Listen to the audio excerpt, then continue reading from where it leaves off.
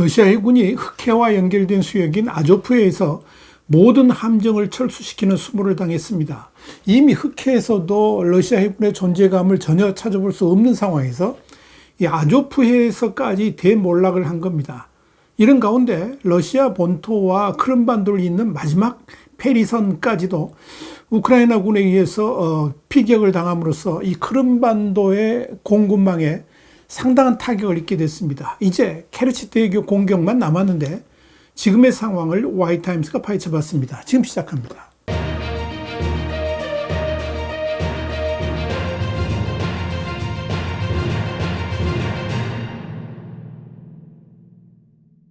영국의 가디언은 현지 시간으로 25일 우크라이나 해군 대변인인 드미트로 플레텐추크가 아조프해에는 더 이상 러시아 해군 함정이 없다라고 말했다. 그렇게 밝히면서 우크라이나 해군 관리들은 최근 몇 달 동안에 러시아에 합병된 크림반도와 흑해의 다른 지역에서 목표물에 대한 공격이 성공하면서 러시아 해군이 다른 곳으로 함정을 재배치할 수밖에 없게 됐다라고 말했다. 이렇게 보도를 했습니다. 이와 관련해서 우크라이나 해군도 공식 보도 채널인 UNN을 통해서 7월 24일 오전까지는 러시아 해군의 군함이 아조프에 존재했지만 이날 오후부터 이젠 더 이상 존재하지 않는다 그러면서 24일 오전 칼리브로 순항 미사일을 탑재한 러시아 해군의 군함 2척이 흑해에 있었고 또 다른 군함 2척은 아조프에 있었는데 이들 모두가 더 이상 우크라이나에 위협을 주지 못하게 됐다라고 밝혔습니다. UNN이 지난 18일 밝힌 바에 따르면 우크라이나 해군은 그동안에 잠수함 1척, 미사일 운반선 3척, 기함 미사일 순항함부터 미사일 보트, 또 순차량까지 모든 등급을 대표하는 선박 2척을 포함해서 러시아 선박 28척을 흑해에서 패퇴시켰습니다. 이와 관련해서 우크라이나의 드미트로 플레텐추크 해군 대변인은 우크라이나 해군은 흑해에서 러시아 침략자들에게 맞서는데 상당한 성공을 거뒀다 그러면서 지난 7월 15일 흑해 함대의 마지막 순찰선까지도 크림반도를 떠나서 재배치됐다라고 밝혔습니다. 우크라이나의 안드리 유소프 국방정보국장도 현재 흑해에서 러시아 선박이 완전히 후퇴했다라고 말할 수는 없지만 러시아 해군의 능력은 크게 감소했다 그러면서 이는 러시아 해군에게 있어서는 치명적이다 이렇게 말했습니다. 유소프 국장은 이어서 우크라이나에 의해서 파괴된 러시아 해군 선박을 재건하려면 앞으로 수년이 걸릴 것이라 그러면서 러시아 해군의 능력을 복원하기는 당분간 힘들 것이다 이렇게 전망을 했습니다. 우크라이나군은 또 이 크림반도에서 블라디미르 푸틴의 러시아 군대의 군사 장비를 수송하는 데 사용된 러시아의 마지막 철도 페리를 공격해서 심각한 피해를 입혔습니다. 영국의 텔레그래프는 현지 시간으로 24일 우크라이나군은 러시아가 본토와 크림반도를 잇는 철도 페리를 드론 공격을 통해서 파괴시켰다 그러면서 이는 러시아가 물자 공급을 위해 운용해오던 세 번째이자 마지막 철도 페리다 이렇게 보도했습니다. 텔레그래프는 그러면서 불타는 배에서 어두운 연기가 피어오르는 흐릿한 이미지를 공개했습니다. 길이 150m의 페리선인 슬라비아니는 러시아와 크림반도를 연결하는 유일한 육로 연결 통로인 약 19km의 케르치대교에서 불과 11km 떨어진 러시아 남부 항구 카브카지에서 우크라이나 드론 공격으로 피격을 당한 겁니다. 일부에서는 이 러시아의 케르치대교가 피격되었다라고 설명하기도 하지만 이건 사실이 아닙니다. 그건 가짜 뉴스입니다. 그리고 페리선이 공격을 당했다. 이게 팩트입니다. 이와 관련해서 크라스노다르의 지역 주지사인 베냐닌 콘드라티예프는 우크라이나군의 페리선 공격으로 인해서 1명이 사망을 하고 여러 부상자가 발생했다 그러면서 화재가 발생하긴 했지만 현재는 통제가 가능한 상태다라고 밝혔습니다.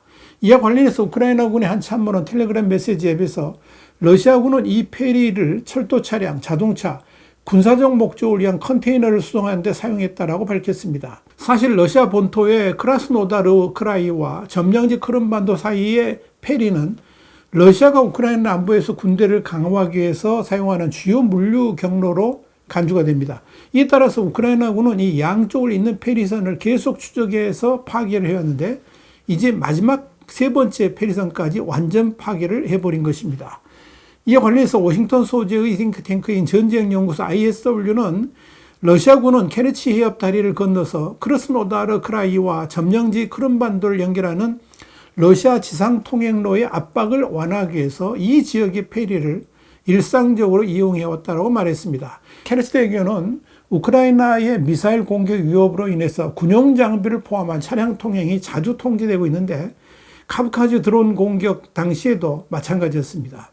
우크라이나군은 지난 2014년 블라디미르 푸틴의 크림반도 불법 병합의 상징인 이 전략적 교차로를 차단하기 위해서 여러 차례 미사일과 해상 드론을 통해서 공격을 시도한 바 있습니다.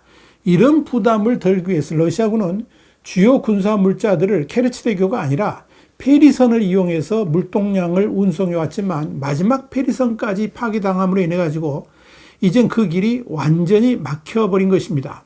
우크라이나군은 지난 5월 우크라이나군과 정보국 SBU의 합동작전으로 카브카즈로 향하던 페리 2척을 미사일 공격으로 파괴시킨 바 있습니다. 같은 날 밤 SBU와 우크라이나 해군은 항구의 석유 저장소에 또 다른 미사일 공격을 감행했습니다.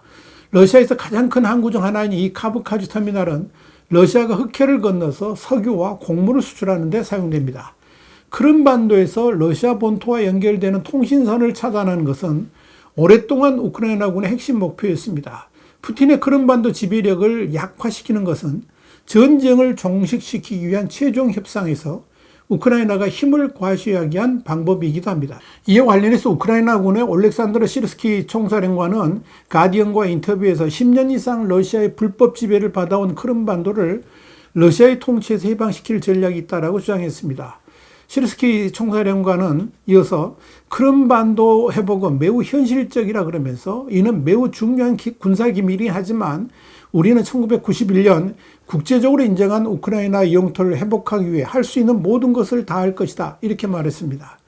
그는 이어서 우리는 승리해야 된다 그러면서 점령지에서 고통받고 있는 우리 국민들을 반드시 해방시킬 것이다 이렇게 다짐했습니다. 시르스키 총사령관이 외신과 인터뷰를 한 건 취임 뒤로 이번이 처음입니다.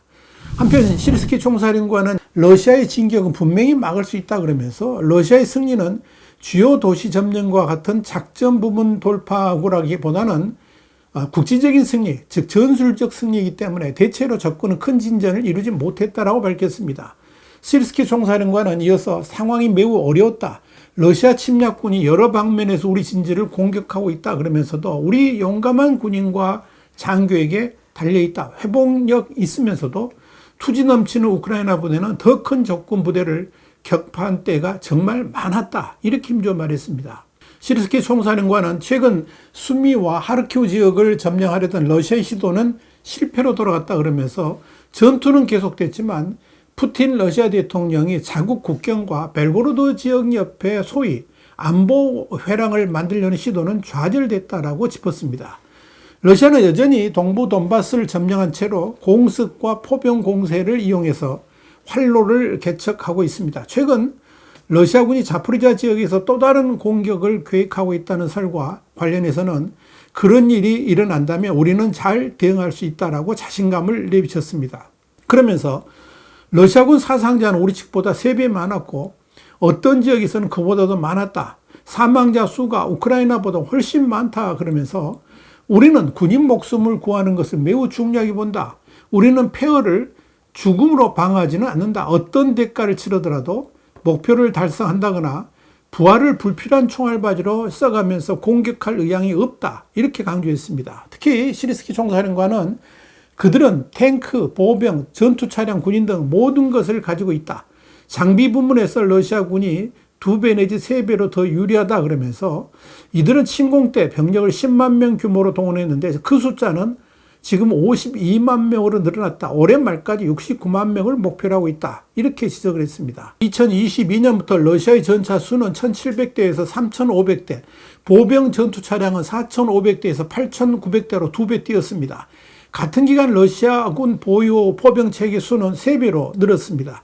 이와 관련해서 우크라이나군은 러시아군과 자원 격차를 해소하기 위해서 드론을 적극적으로 활용하고 있다고 시르스키 총사령관은 언급을 했습니다. 그는 우크라이나군은 최초로 무인체계 사령부를 설립해서 육해공 부문에서 드론을 이용한 전투력 향상을 도모하고 있다 그러면서 육상에서는 부상자 구출 로봇을 운용하고 폭탄을 실은 무인 비행체와 함정이 러시아군에 큰 피해를 주고 있다고 설명했습니다.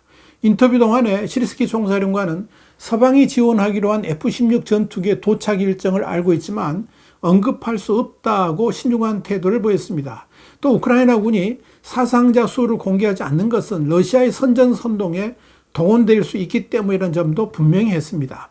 우크라이나군은 러시아하고의 전투에서 끝내 승리할 것이고 1991년 국경으로 돌아가기 위해 크림반도를 되찾을 계획이 있다라고 기뜸을 했습니다. 시르스키 총사령관은 지난 2월 지금은 주 영국 우크라이나 대사가 된 발레리 잘루즈니 전 총사령관으로부터 자리를 넘겨받았습니다. 화이트한드 국제정세 분석의 최국일이었습니다. 감사합니다.